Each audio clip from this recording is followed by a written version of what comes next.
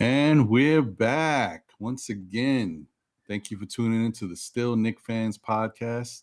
This is episode 11. Once again, I'm your boy Ron, and this is my brother John. What's going on, man? Chilling, man. What's going on with you? Hope all is well. I can't complain, man. I can't complain. Things are great. I'm ecstatic and very happy to be here once again with my bro, talking them Knicks. Right, and we're winning. We're doing what we're supposed to do. We're getting some wins. We're still in it. Yeah. No, that's listen, I couldn't be happier. I couldn't be happier. I mean, it's nice to just watch a competitive basketball team for once.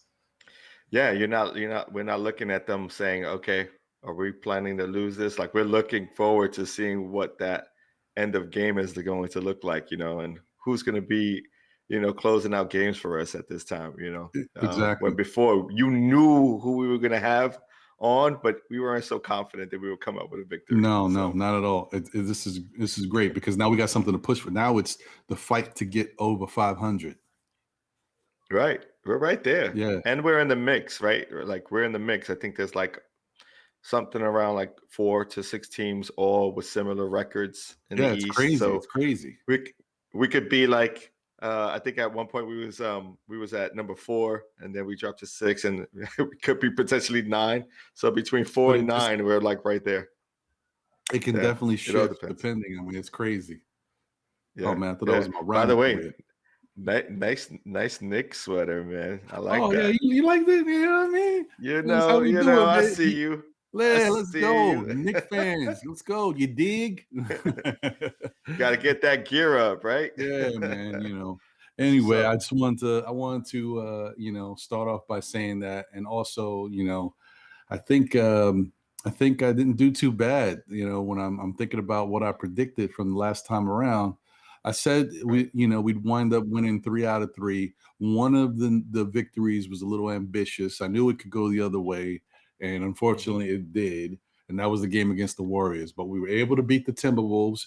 We were able to also beat the Kings, the revenge game, which I love the revenge game. Yes, that was beautiful. But 2 out of 3 ain't bad. I'm not mad at it. Yeah, neither am I. I'm telling you, as long as we stay week to week and we're winning out the week, that's what we want to see. We don't want to go into like a week where we lose. Let's say we got 3 games on the week. We don't want to lose 3 games in a row. Although that schedule is starting to change on us. They're coming for us. I'm telling you. I don't know. But we'll get to that. We'll definitely get to that a little later on. But so what's your insight on the Timberwolves game? I'm interested to hear your feedback on that Timberwolves game. Well, I thought the Knicks could win the game initially, and the only thing I was worried about was how their approach was going to be towards Karl Anthony Towns, because he's one of the premier big men in the league, and this is our first time facing him this year. And the Knicks have shown a little bit of struggle with the premier bigs, but they came out guns blazing. Knicks were on, Timberwolves were not on. They struggled, and it seemed like for whatever reason they had a problem adjusting to the Knicks defense initially. Plus the shots weren't falling, so the combination of two makes it for a great day for the Knicks. And they just kept playing their game, and the lead kept extending. And at a certain point, the Knicks was up 20, and it looked like it was going to be blowout city. Yeah, and then it that's changed. What it seemed like to me. That's what it seemed like to me. And then all of a sudden, the third quarter hits, and we're just like we're not. We're not taking advantage of our lead, we're not taking advantage of of putting the team away, and I think that's something we have to start learning as a team. Like, once you have a lead, you got to put them away, and so that you're not playing heavy minutes in the fourth quarter. Like we could let the bench come in and just finish out the games. I could understand the first 4 minutes of the fourth quarter, you want to stay consistent in your play so you keep your guys in, but you don't want to. If you got a team down, you want to step on the jugular and keep it, and keep them there. So then that way, we're going to see those teams again. So, when you're in a tough situation, in a tough game, you know how to handle it a little better. You know what kind of consistency you need to play with. I don't think we've gotten there yet, but I'm just glad we're taking on a lot more victories than we did in the past. We're at a place right now where you can see the growth of our team. You can see the maturity of some players, like Orlando, and even like you see it with Derrick Rose. Just his maturity, that level of maturity has come along. He's come a long way. So yeah, it's good to see. It's a lot of fun. A lot of fun to watch.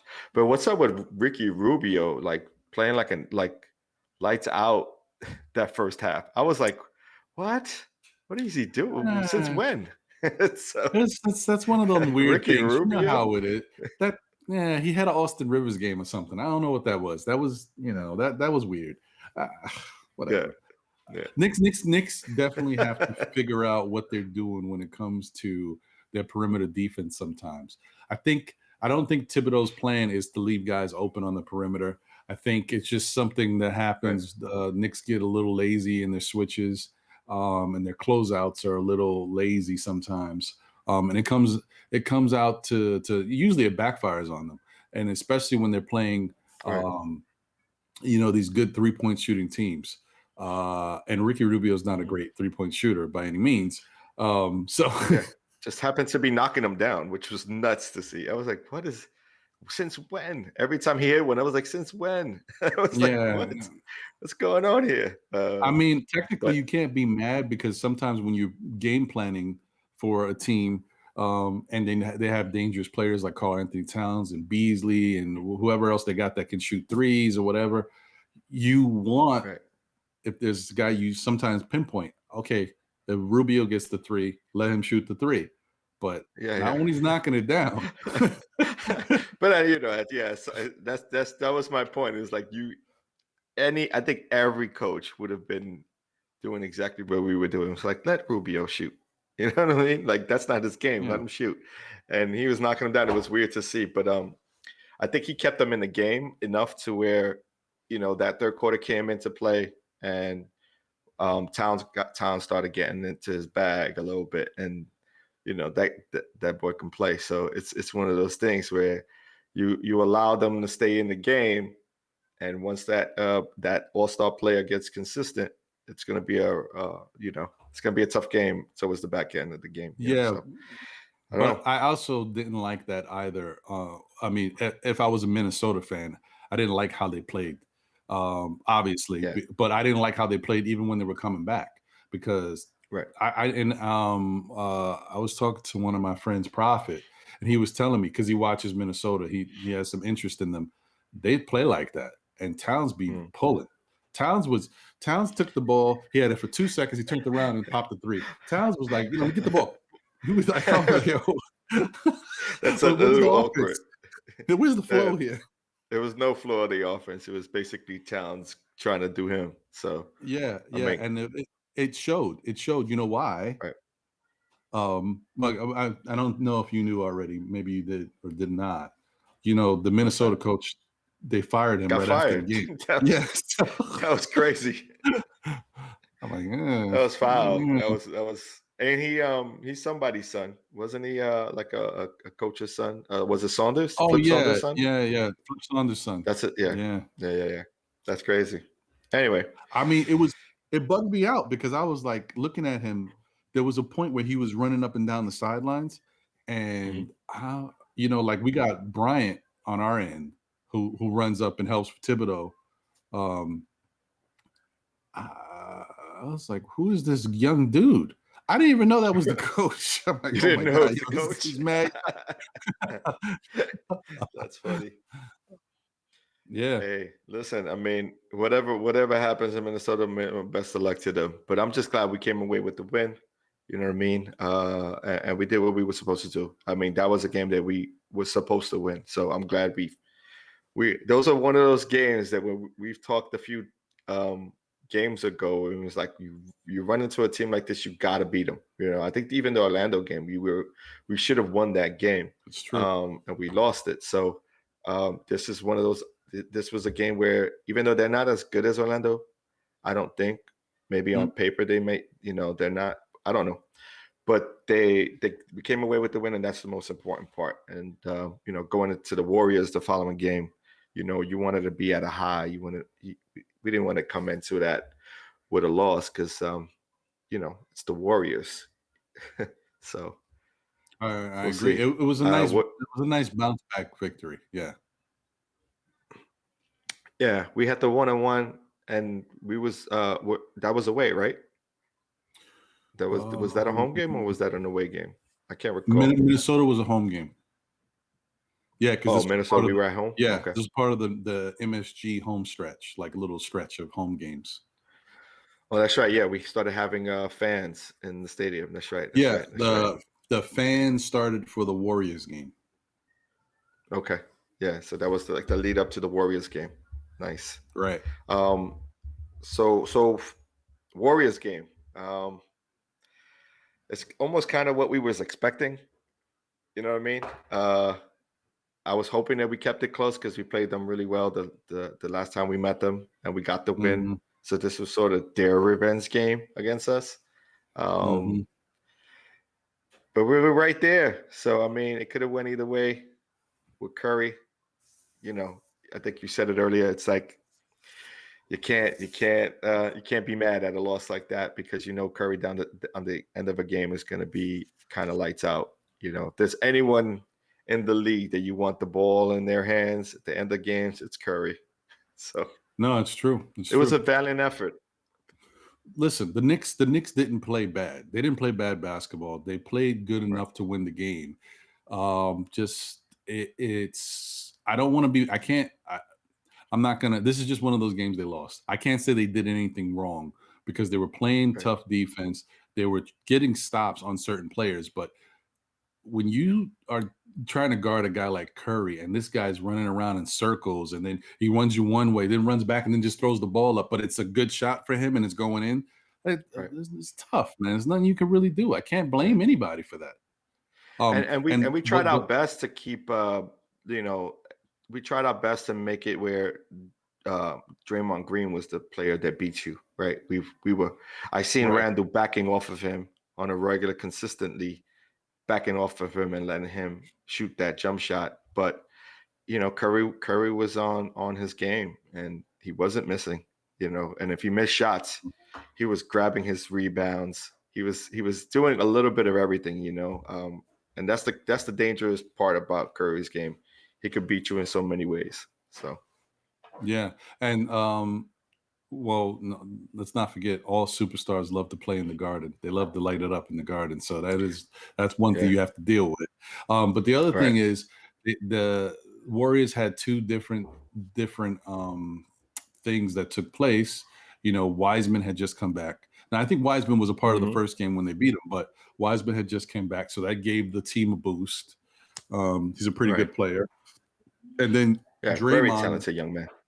Draymond didn't play the much in that first game because he got ejected. This Ejected. game, Draymond played the whole game, and it showed because even though the game plan may have been, who knows, to let Draymond beat them, Draymond chose not to shoot. He Yeah. didn't shoot much at all. He wanted to pass. He had open shots and he was passing the ball, but it was actually Right. working for him because it gave them easier buckets. Right. So it is what it And is, that's what I man. mean. I mean, that's why in my interpretation of by watching the game, it seemed like our strategy was like, okay, let him shoot. You know what I mean? And try to guard as many other perimeter players as we can. But he was consistent. He was like, okay, I know you wanted me to shoot. I'm not going to shoot it. Although the first half, he did put up some shots, and I was like, yes, you know what I mean? Because he was missing. And I was like, yes, that's what we need to do. And but towards the back end of the game, he wasn't taking those shots. As a matter of fact, if he wasn't laying it up, he was passing the ball Yeah. for the most part. But he And does a lot of other things. He rebounds, he's gritty, and he's just one of those players that could be a nuisance, to any offensive team. Anybody who's trying to do something offensively, he gets in the way. He's on top of the referees on a regular basis. right. He's one of those kind of players. Yeah, So he's a tough defender, and he was giving I think he was on Randall a bit, but he seemed to be on RJ too, and that wasn't A necessarily a good thing lot. for RJ. Yeah, yeah. He Yeah, couldn't get his mid range going either that no, game. So yeah. yeah, And then it's funny because you know how Knick fans are. I was reading some stuff and seeing like, fans started coming out the woodwork. Oh, maybe we're gonna have to move on from RJ. I'm like, wow, this is his second year. Wow, hold on. Man. listen, there's all these talks on trades, and right now we won't stop hearing that until the trade deadline is over. And then It's at that true. point, then we're talking about what moves are we going to make next year and who's who's up for grabs. About you start hearing Kawhi back, and it's like Kawhi ain't going nowhere. He's playing from his hometown. Yeah, yeah. So don't see that happening, No, I whether hear he's a you. free agent or not. No, it doesn't make sense, man. You gotta understand this. These are young guys, and we're building with young guys, hoping that they turn into something special, and they have all the ability in the world to do that. But they're gonna have to Right. learn how to play basketball throughout all of the different, trials and tribulations. Bad shooting Mhm. night, great defender on me. Or a great defensive scheme against the whole team. Like we don't have the Yeah. same cuts, we don't have the opening. They got to figure out everything, Yeah. and You know what's a take good your time. case? An example of that would have been like DeRozan's early years, right? When DeRozan first came into the league, he was very inconsistent, right? Hmm. And Hmm. he just found his way with the Raptors. Once he was with Toronto, he started figuring it out. And I think it took him a couple of years to get going. And then he became a legit, you know, all-star type player in this league. Unfortunately, he got traded to the Spurs where the system is a little different. But he's still averaging, really good numbers with the Spurs. And, he's a part of conversations that, Knick fans want. You know what I mean? Like he's a part of the trade talks too, saying, "Oh, Yeah. could we pull DeRozan in to the Knicks?" And at this point, we have to be just happy that we got some young studs, we got some young players that can potentially be something in the future, and we just got to build on their consistency. I think they have to work on it, and I think that's what they're doing. They're also, I see the scheme. Like you see the ball in RJ's hands from time to time. Is he making Hmm. the correct decision at all times? Not necessarily, but that's how you learn. You got to learn in game action. You can't learn everything in practice. You got to learn in the game how teams are going to approach you. Some teams are doubling him, so they're trapping him when he gets to the paint. Because he's Yeah. had a couple of games where no one's guarding him, and he has free and open layups, and that to him is probably like, oh wait, like I got a free lane. But then when teams start to collapse, he's got to make the right decisions, and that's where you start to see the turnovers build when teams start trapping him or collapsing on him because they know he's very limited from his style of play. It's like he's going to the basket. We know that he may pull up for a mid-range jumper, but he's really not going to dribble and pop a three on us. Like that's not his strong suit. So, um, Right. you know, Right. Yeah. Yeah. same goes for It's a Quickly. good point. Same goes for Quickly. Like you see Quickly's game, you have that a really good game. He may not have, he may have more consistency in this game because it's more in the flow of the game. But there are moments in Hmm. time this year that we have already seen him not shoot so well from the field, and that's because he's getting different looks. So Yeah. Yeah. No, you're right. I think that RJ and Quickly are in the same boat. I think Quickly plays like this is his second year in the league, but right, still he's a rookie and he has those rookie moments. And RJ, it really is his second year in the league, so you got to understand that RJ's game is it's a little different to gauge, and I don't think. Not, I'm not. It's not about Knick fans in particular. It's about fans. Like you got to understand, hmm he's not a shooter. right, So a lot of the way he plays is depends on different things that are happening. How much space he has to operate. You hmm know, if he's getting to the rim, if his layups and stuff are falling. You hmm know, that opens up his little mid range because no one's really pressing him at the 3-point line. They're letting. I mean, let's be honest. They're letting him shoot. If he Yeah. hits them, he hits them, but they know that he's not a consistent 3-point shooter. Right. So, At least guys at like this that. stage in his game, Right, right? right, Because right. that's what he is now. It ain't like he can't develop to be that, dangerous player from the 3-point line. I think it's just, Oh yeah. it's a work in progress, and I think he'll get there at some point. And then at that point, he's going to be super dangerous. And if he's with another team, we're going to hope that we're going to wish we had never traded him. You know what I'm saying? That would be the So worst because that may it's take happened some before, years for him to be. right? Oh yeah, it may take some years for him to be a consistent 3-point shooter, but it definitely Right. can happen. I mean, we've seen it happen many times. I mean, look at Jason Kidd. Jason I love Jason Kidd's Kidd. example. Exactly. Jason Kidd. Exactly. That was my guy, but he couldn't shoot a Um, lick. a triple double monster, but he couldn't shoot. Yeah. He was Elfrid Payton. He was what we would hope Elfrid Payton could be. Right. But he just still couldn't shoot. But he put up his points to get his triple dubs or get close to triple dubs, and he always got great totals and assists and rebounds.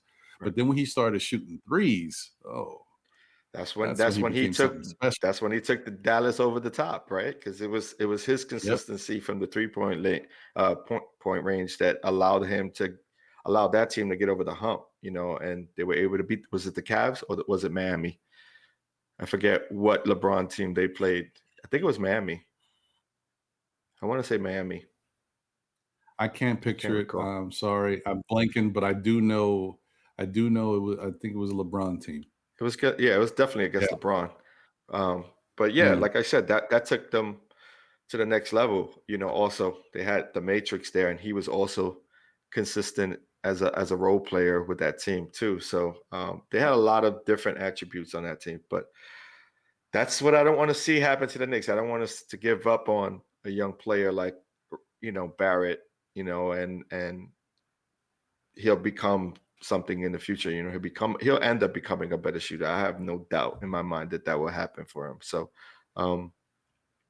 yeah, man. So that's my take on that Warriors game, on Barrett's play. We ended the road with the Kings. That was a lot of fun. Was that the final? Did we play that one at home as well? I think we did. Yeah, that was home as well. Oh, I just wanted to do a little disclaimer, kind of for the young people at home. The Matrix is Sean Marion. Look that guy up. He was pretty good. True. He was pretty good. Yeah, he was pretty dope player right there. Yeah, very, very good in if you like to play fantasy sports, fantasy basketball. He was one of those all around guys. He give you a lot of points, a lot of all around fantasy points. Facts. Actually, he was the number one in that. That's this little tidbit. He was like number one in fantasy points for years because he did everything: steals, blocks, assists. He could do everything. Yeah. So I wanted to say that the other interesting thing about the Warriors game was that was the first game at MSG with fans this year. They allowed about 2,000 fans into the building. I saw Justin Tuck and some of the other, Tracy Morgan. Tracy Morgan was up in there. With his big that was pretty chain. cool to see. Yeah. But the other thing that happened during that game was the game where they announced that Julius Randle was an all-star. He made the reserve team. Oh, true. We didn't talk about that. That's a good point. Yeah, I'm moving on to the Kings, and we haven't even discussed his all-star. Hey, Julius, man, he all-star, baby. Gotta give him props. It was funny. It's funny. It's nice to give him his flowers, but it was also kind of weird. I hate when teams do that, or fans do that. He went to the free throw line and MVP. And then they were like MVP, but it's cool because technically he is the MVP of the Knicks. You're but right. The reason why I say it got a little crazy because in the same game, RJ Barrett went to the line and they were saying MVP. Now I'm like, yo, calm down. They were saying and MVP. Then I saw it. Yeah, no, and then I saw it in the game of the Kings. Quickly had a great game, right? MVP. I'm like, yo, these Knicks fans gotta chill. You guys gotta relax, man. You know why? Because Rookie of the Year don't sound good when you're chanting it. That's the go-to Hey, MVP. It's not. Can't be like yeah, rookie of the year. yeah. Yeah, no, they got to relax. But and it was cool that they also did a little thing for him. His mother got on the big jumbotron. They showed it on the screen where she, gave him his flowers for having a great year and doing what he's got to do for the Knicks. It was great. Right, So that's all I had to say about that. That kind of closed out the game for me. It was a nice right. game, even though they lost. That was a Yeah, nice feeling. Yeah, right, right. but And he then, also got ejected, right? oh yeah, he did get ejected. What? That's a funny state of events, right? You get the nod for the All-Star game, you get chance of MVP, you get fans in the Garden for the first time all year, and then you get ejected. Right. That's the Knicks, man. And he had no real reason to get ejected, which was funny No, because I it's think like the he just game was like, was. yo, But I don't even think he even said anything that crazy. I just think that the referees were just tired, and they I don't know. It was weird. no. This year has been nuts. I mean, there's memes all over the place showing different players getting ejected for the stupidest reasons this year. Yeah, It's I don't know what's going on. It's right. nuts. You can't Um, say anything anymore. You got to say, no, you know, forget it. squeaky clean. Yeah, shush.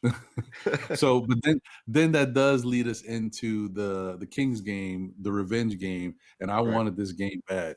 I think a lot of Yeah. Knick fans wanted this game bad Yeah, because because Alec Burks was Halliburton talking was talking. big cockayo. Yeah, so was Fox, by the way. Fox was Oh, also talking a little trash too. So it was good to yeah, come into that and play the way we was hoping to play the first game. But this is a game like Alfred Payton was out due to like was it a hamstring injury or something like that? yeah, Or like is it a a calf? sore. Sore hamstring? I think it was a sore. I know it was something with his leg, but something was it was sore, and so they just wanted to rest him. So, take any Right. chances with that.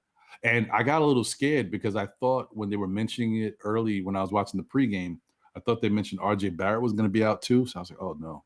But Yeah. that wasn't what I heard. I misheard that. So he Right, played. right. That was good. Um, but hey, I got to tell you, outside of everything else that happened in this game, I had like the Joker smile. I was like, when Frank Ntilikina came into the game, I was mad happy. I don't know. It was just like, yeah, the prodigal son returns. Yeah, Uh, I don't know. I was really happy. I was it was really good to happy. It see was him crazy. bounce back. I mean, like this, I don't know how to take it. You know what I mean? Could this be them showcasing him for potential trade? Could this be that they needed to go to him because they felt like they wanted to add some some more defense into the game, especially with the second unit. Who knows what this could be? It was just good to see him, in my opinion. Alfred Payton, though, being hurt, gave an opportunity to people to see what it would look like if Derrick Rose started. Now that's where I get a little concerned. I talked about this when we first made the trade. It's like at Mhm. any moment in time, we end up seeing Derrick Rose on the court as a starter. Knick fans are gonna fall in love, and I'm almost sure they did. I haven't been on Twitter, and I haven't really been watching because I've been kind of caught up at work. But I'm just I'm looking to see what happens in the next couple of games. Not sure if Peyton's going to be back, but let's say he's out 2 more games, right? Just healing, and Derrick Rose stays consistent as a starter, starts putting up these numbers. Would you be mad if they go with Derrick Rose and push Peyton, down the roster and comes out this, comes off the bench? Would you be mad, Ron? Or because I don't know if the Knick fans in general would be upset about that.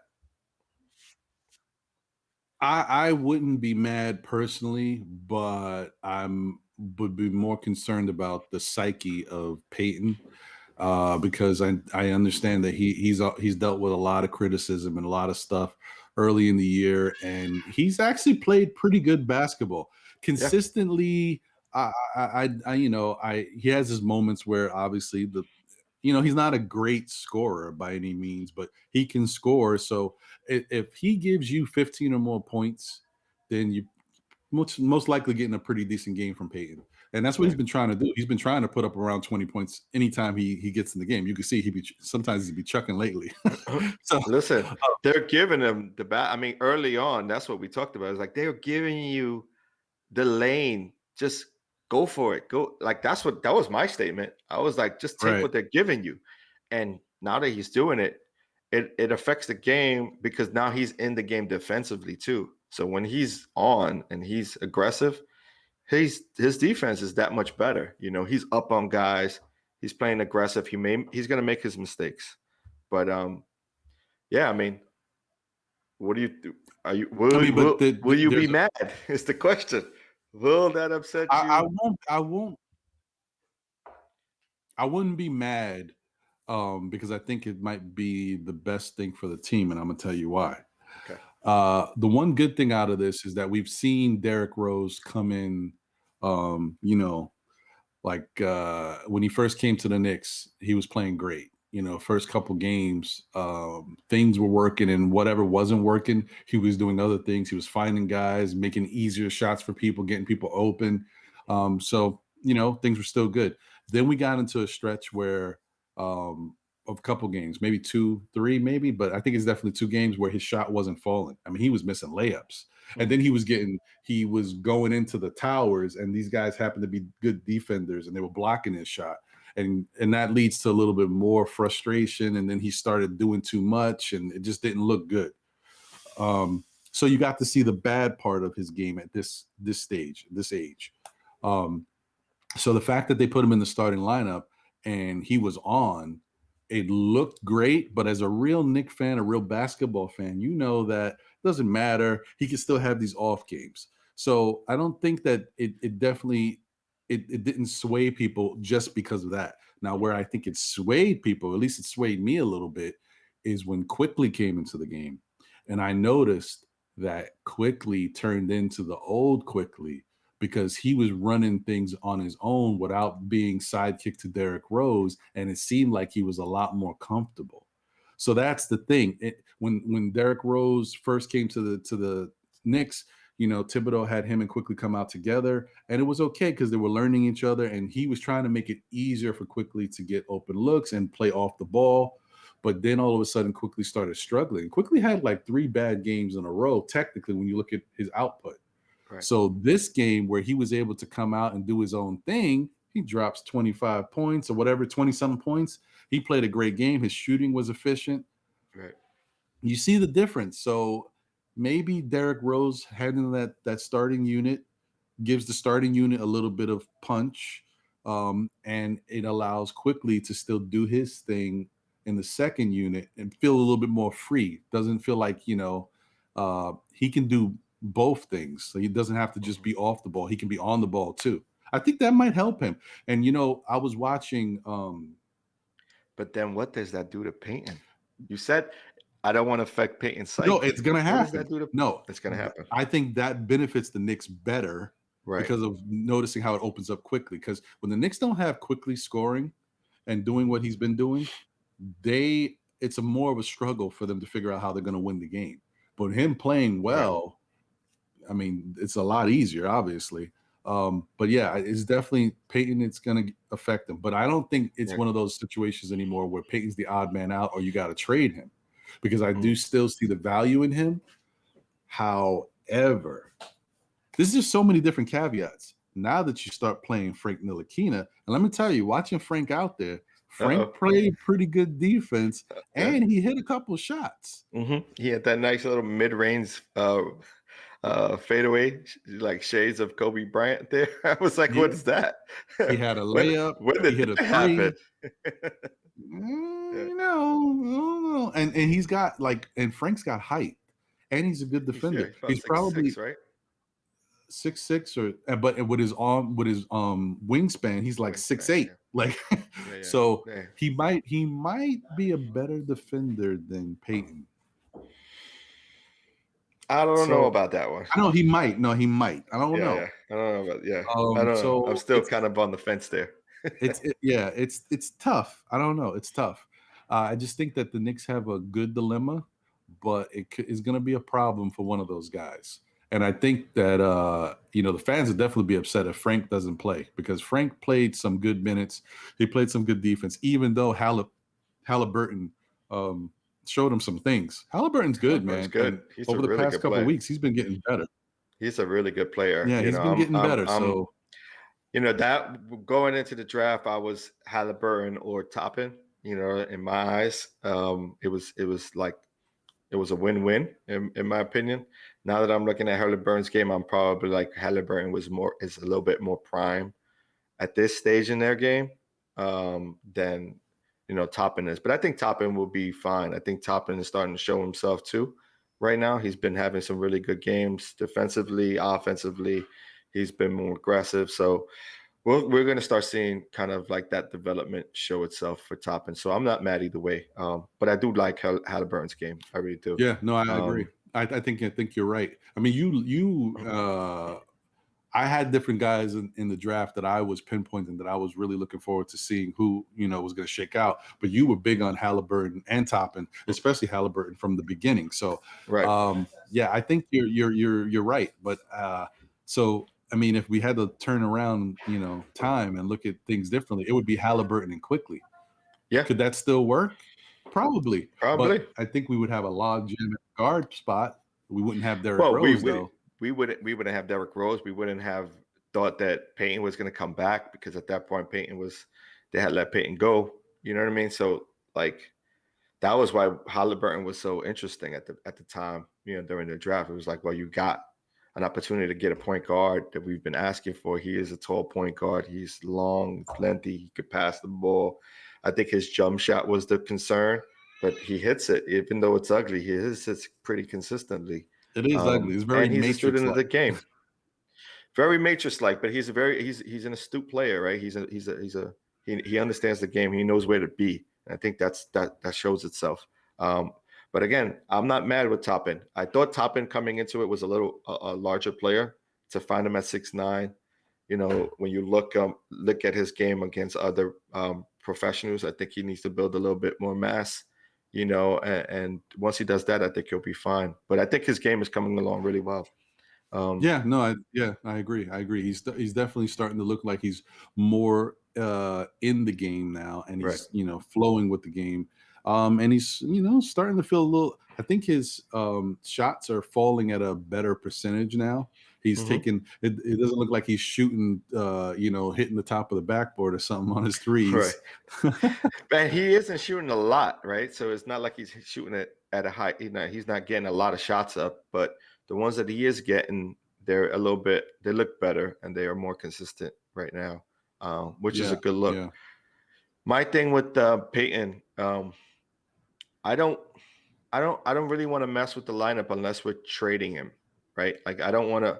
Like the hope for me is like I wasn't high on Peyton, but I understood why they needed Peyton to start the season out, and because he's now developing his game and is it seems like it meshes well with Randall's game with the starting unit. I don't really want to mess with that unless the Knicks are thinking about or are able to trade Peyton with another asset or two to a different team. That would be the only way I would remove him from the starting lineup at this point, in my opinion, because I think Rose is going to play Rose's game whether he starts or if he comes off the bench, right? I think he has the ability to play multiple styles of. He has the ability of changing his style to the pace of the game, and I think when it's working, Quickly gets his shots. So you have an opportunity to have a 1-2 punch at a second, like bringing in a second unit. I like that, having that option. But I agree with you. Right. You could see the difference when Quickly is running the point and doesn't have to worry about uh, playing the 2 position in a sense, or doing other things that maybe he's. Well, I think he's equipped. But I just think like the ball doesn't travel through him, so he's not the one making the decisions. So he's kind of the outlier at that point. It becomes Derrick Rose making those decisions, which isn't a bad thing. But if his shot is not falling, we're gonna run into some situations, right? With that second unit. But again, I would personally keep Peyton on that starting lineup, unless you're going to move him. If you move him, then by all means, you give the reins to Derrick Rose and hopes to develop quickly a little bit more, because I would like to see the transition of quickly becoming New York Knicks point guard of the future. I really think that the kid has the ability to be that. Like, I know there's conversations of bringing in some young, talented point guards who haven't seen the NBA floor yet, because there's supposed to be some really good draft picks next year. But I think we got something in quickly, and I think if we keep that momentum going with him and allow him to like take over that job, I think we could see a lot from the kid, and I don't know. I think that's maybe our road to success right there. What do you think? Well, I mean, my only issue with him is that I think that he kind of struggles as a defender. I think he can still be a playmaker because we've seen him do that. But I think on defensively, that's where you run into a little bit of a problem, because this Thibodeau obviously wants his guards to play defense. Rose is an exception, but Rose plays a little different style of defense. Now he uses his whatever athleticism he has to kind of affect people's shots on the jump. So he tries to block shots or alter them. That's his thing. And he's quick enough to kind of stay in front of people. Doesn't mean he's necessarily a great defender, but he's got certain attributes. But I noticed with Quickly, I see Quickly getting beat a lot. And because of that, I think that kind of holds him back maybe in Thibodeau's eyes. But that doesn't mean that he can't get better at that. He's young and he's a rookie, so he can improve on a lot of different things. I was going to say that I think the Knicks might still, if target a point guard in the draft.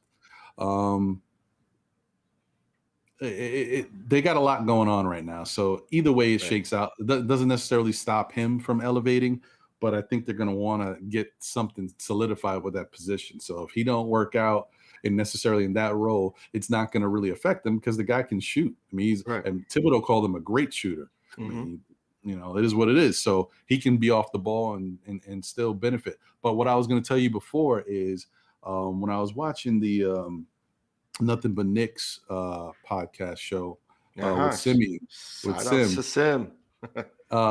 He pointed out something because he coaches basketball for his daughter and other teams in the past, and because he looks at things from that standpoint, he sees things differently. He mentioned that looking at Quickly's game, you can see Quickly is a very rhythmic type shooter, and I noticed in that game specifically, when he had the ball, he doesn't just get the ball and go up. He has a little thing. He's got a dribble. He puts it between his legs. It's a rhythm. So I think that was really, and that's the big difference between him holding the ball and not, deferring to Rose holding the ball. He had the ball. He was able to do his little, and that got him open. It's like it's all like it's a pattern for him. So I mean, and that's a young thing too. It's good to have it because at least you have something that you can go to, but he's got to get out of that because you want to be able to play and score and shoot in any different scenario. You don't want to have to, I got to do 3 dribbles and go between my legs to get the shot, I hear but you. It is what it is. Yeah, I mean, there's parts of me that feels like, he could be an amazing he could be great for us if we had him as a bench player. But then there's parts of me that's saying, you know what, let's give the kid an opportunity to show that he can be a starting point guard in the league, because he's not going to be as a defender defending or the wing. If he's defending the wing position, he's not going to be able to do that, right? Like, because he doesn't have the size. But I think as a point guard or as a lead point guard, you're able to, kind of be more consistent on your defensive side, just because you're not guarding guys predominantly in the league that are, 6'6" and better. You may have to switch off on a few guys like that, but you're not generally just chasing those guys down or being backed down by guys who are a lot bigger and stronger than you are. So I would like to see what that looks like. But again, I think he also needs to have some time under someone's tutelage. You know what I mean? Derrick Rose, would be a great mentor. Is a great will be a great mentor to him as time continues. So I really want to see that mature into something bigger. And I think if we start going for a point guard at this stage in the game next year, then we're probably gonna. It may affect, his playing time, because I don't see it. I don't see a new player affecting Derrick Rose's playing time at this point. I could only see that growth stop with quickly. So I guess we'll see. We'll see. I mean, we got a long time we'll see how before it shakes then. out. Yeah, because then I will say trades, that if there's any trades that happen, you could see certain things start to develop too. yeah, no, I mean, who knows? There's rumors and stuff. They're talking about maybe Austin Rivers is on the block and all this. I mean, who knows? Who knows? Right. But I will say that as far as the game goes, the Knicks played a very good basketball game on their end. Everything was falling. I think they shot close to 60% for the game. Yeah. Like, everybody, all the starters got their points. The bench guys got, it was a really, 140 points. I mean, yeah. It's bad. And your boy Ntilikina played some heavy minutes on the stretch. Yeah. I even saw a Kevin Knox sighting. Kevin Knox. He hit it's like a unicorn sighting. He hit it. So it was good. It was good. I mean, listen. Like I said, it was a unicorn sighting. It's like, whoa, did we actually see Frank and Knox together?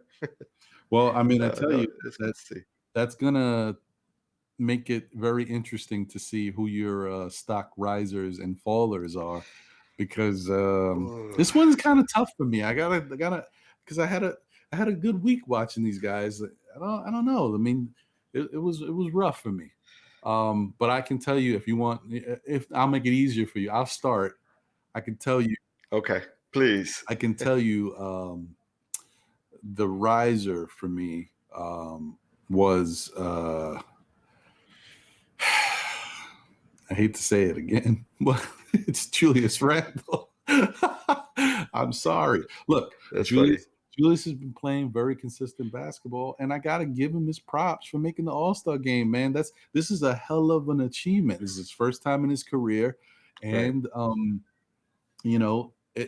it's not always recognized. There was a lot of snubs. Like Booker was a snub. Like I mean, I can name established guys that have been playing well that didn't get it in. So the fact that he got in, it says a lot. Right. Yeah. No, I agree. I mean, can't go wrong with Randle nowadays. Like when you look at we turn on those games, we're just expecting Randle to play well. And if he doesn't like shoot well, at least we know other parts of his game is going to be consistent. He's rebounding well, and he's passing the ball.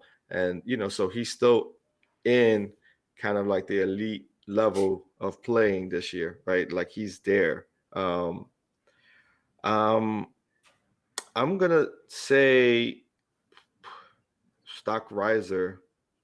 I'm going to say Payton's stock rised.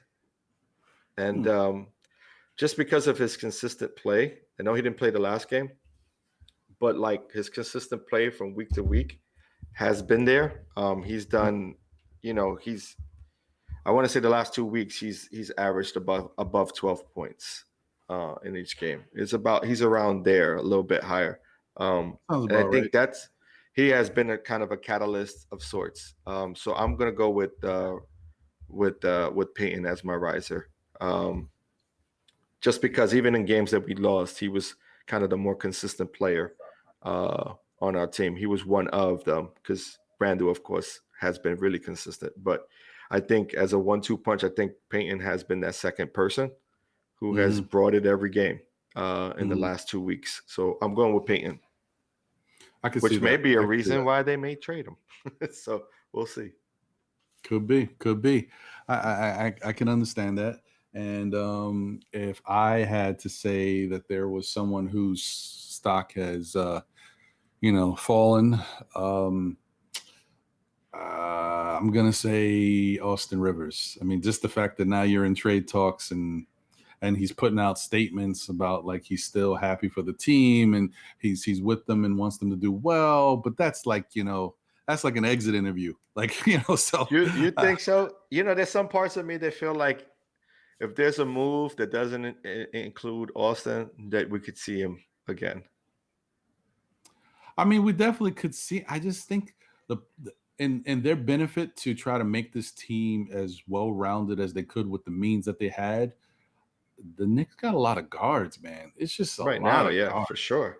Like, But if there's a move that's made that includes a few guards, and it doesn't include Austin, you could see him on. He could see him on as a no, second unit. Like you could definitely see you're it. right. You know what I mean? If a move, yeah, I just just don't think see right it. now, I think right now, barring any injuries, right? Because there was some talks about a little bit of injury that may have happened, and then he found himself kind of on the bench from poor shooting and poor play. But I'm gonna say my stock faller is going to be Bullock. I think Bullock has. I don't know if it's because he's had very inconsistent play. So I'm gonna go with him because I see his minutes diminishing when it comes to like having him out there in the fourth quarter. He's not really out there. They're either going with a mix of Burks, Rose, and either Quickly or Payton. So I'm gonna go with Bullocks. I don't see him closing out games anymore. I think Yeah, he's in that starting lineup. I think for consistency's sake, but you know, I think I think even the coaching staff has would like to see a lot more consistency out of that 2 or 3 position, depending on how they are playing Barrett, right? If they're playing him on the 2 or the 3. But I think Bullock is that guy who is starting to lose minutes and losing kind of trust within the coaching staff to say, okay, we're going to have you out there in the fourth quarter because he's not hitting shots. Like he'll make a 3 or 2, and then he's like nowhere to be found. So I'm gonna go with yeah, Bullock. his game goes silent. Yeah. Hey, I can't be mad at that pick. I understand it. It makes a lot of sense to me. I definitely get it. So I understand. Oh, I didn't want to make him a riser because he hasn't shown enough consistency. You mean Frank? But there's time. No. I'm kidding. I'm kidding. No, actually, I was thinking of a guy we've been killing recently that he busted open. He had an Austin Rivers game. That's Alec Burks. Yeah. Alec Burks had a good game, so I'm gonna keep him on the radar. See where you go with this. Yeah, See if he's because he had that week, right, where he was like, yeah. it wasn't looking so good. But yeah, that Kings game, things look he great. he showed up, and that's what I'm saying. Like he's taking a lot of minutes from Bullocks, especially in the fourth quarter. So right, you ain't lying. So I mean, that's it is what it is, man. These guys, it's another good week for them, and we're hoping that transitions into the next week coming up. Yeah, want me to because pull that up? Yeah, man. What we got, going on for the next week? Let's see what these Knickerbockers going to do. Let's take a look here. I think that I can't believe that the All-Star game is coming. It's just, oh man, sheesh, time flies. Yeah, it's coming by quickly. See what you did there. Okay, so we got that Kings game against the Knicks. That was 140, 121, so a 19-point victory. Okay, good. Then we got the Knicks and the Pacers, the Knicks and the Pistons, and then the Knicks and the Spurs. All right, so that doesn't round out our week. That's the first half of the week. Seeing that, we came on today on a Saturday, and we'll probably post later today. So we'll probably, folks will be seeing this probably on Sunday. So we have a Pacers game that happens tonight. But the end of the week, I'm going to scroll up a bit so we can see towards the end of the week, if you don't mind. And yeah, there we go. We got the Pistons again on a Thursday, and then we have then we go on. Is that the break? That's the break. That's the break. Then we go into All-Star break.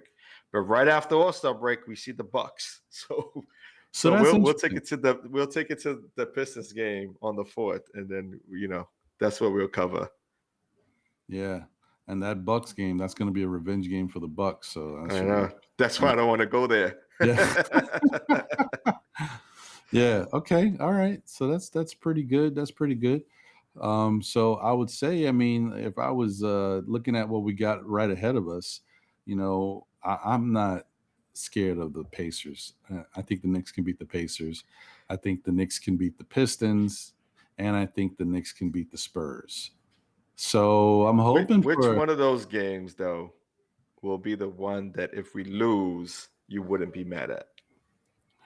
I mean, if I had a choice, like I know technically you would say the Pacers, but I would say the Spurs because the Spurs are a different animal. And it's very rare that the Knicks play them. Even though the Knicks should be able to beat them, it's playing a team that's kind of foreign to you. You haven't played them at all this year. Mm-hmm. So yeah, I could see if there was a loss, the Spurs might be able to sneak that one in. Yeah, that's what I'm thinking too. I'm thinking if we lose any of these games, the last 4 games before the All-Star break, so we have Pacers, Pistons, Spurs, and then again we meet the Pistons, and I'll bring that up again for us to see.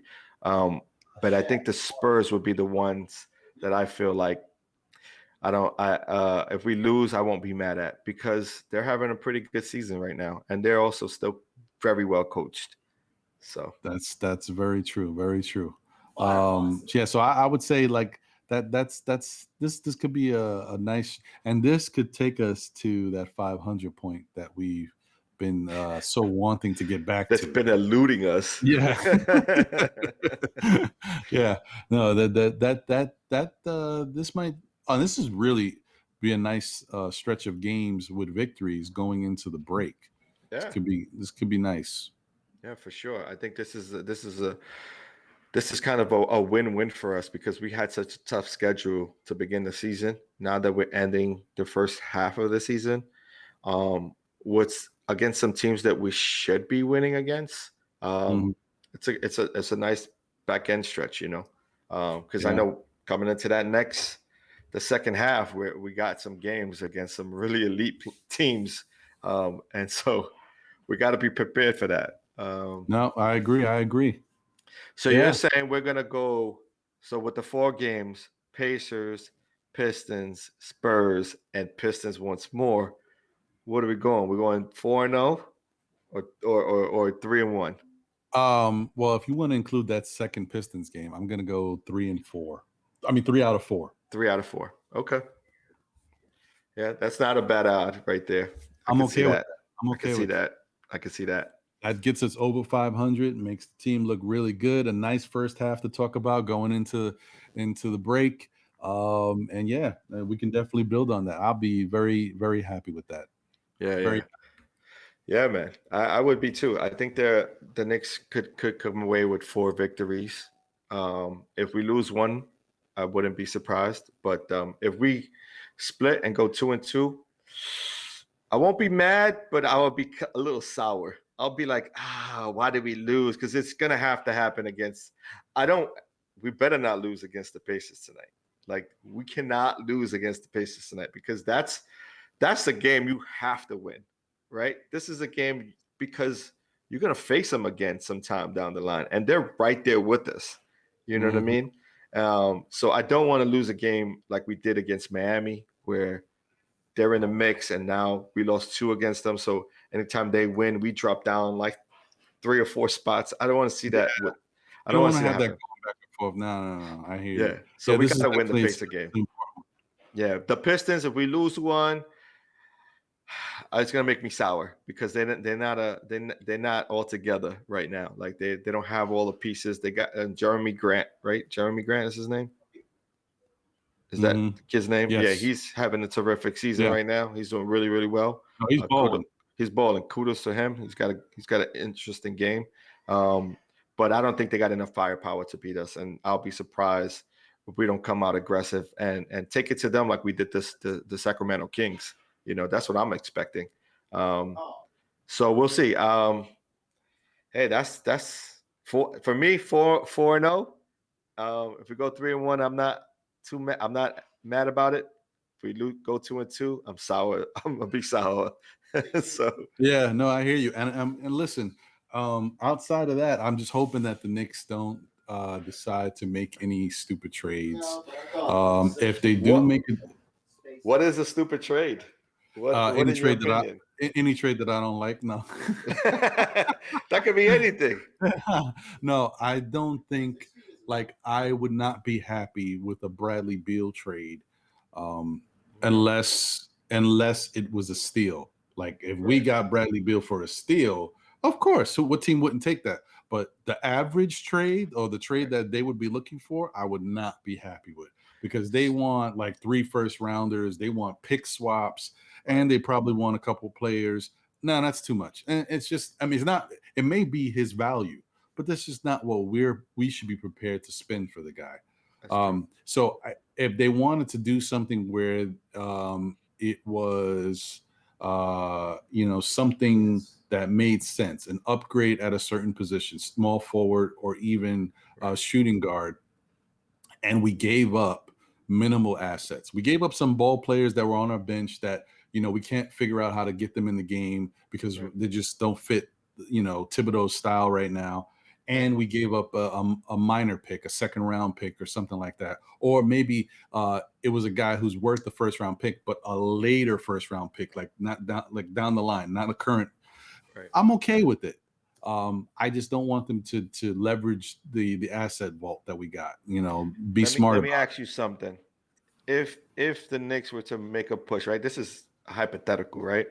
If the Knicks were to push a Peyton, Mitchell Robinson, that's 2 starters, and a first and second round pick for Bradley Beal, would you do it?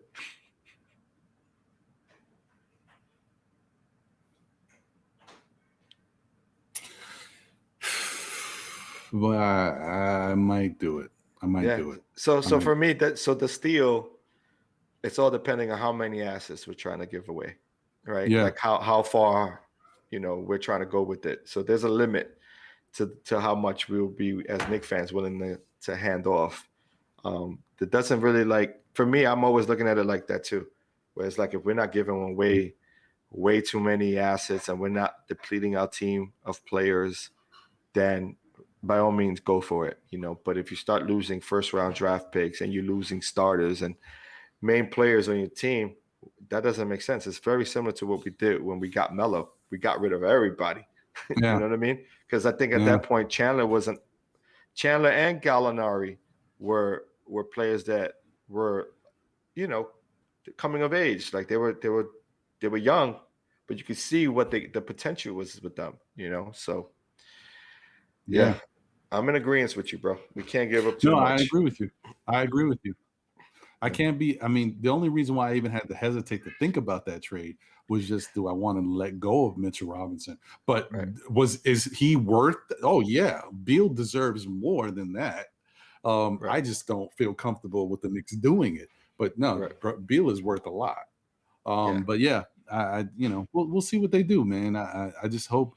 I actually I called into the Still Knick Fans show. And I'm still Knick fans. I apologize. I called into the still Knick fans. You called us. Yeah, I said, "Hey, how you doing? It's me."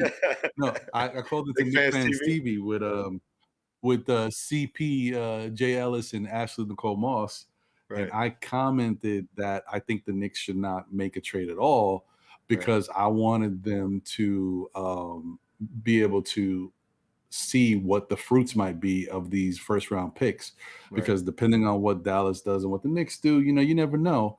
These picks could turn into gold. All you got to do is have one shot at the lottery.